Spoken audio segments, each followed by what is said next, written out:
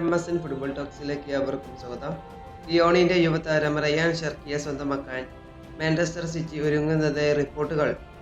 താരവുമായി city വ്യക്തിഗത കരാറിൽ ധാരണയിലെത്തിയതായി പ്രമുഖ മാധ്യമ പ്രവർത്തകനായിട്ടുള്ള ഫെബ്രിസിയോ റൊമാനോ റിപ്പോർട്ട് ചെയ്യുന്നു.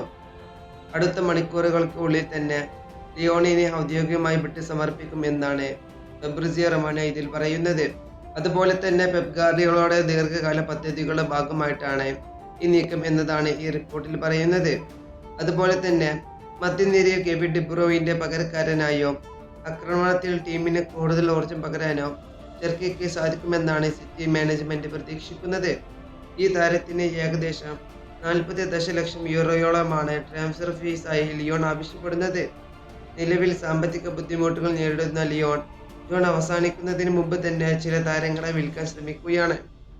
ഈ വീഡിയോ ഇവിടെ അവസാനിപ്പിക്കുന്നു. ഫുട്ബോൾ ലോകത്ത് കൂടുതൽ വിശേഷങ്ങളുമായി അടുത്ത വീഡിയോയിൽ വീണ്ടും കാണാം.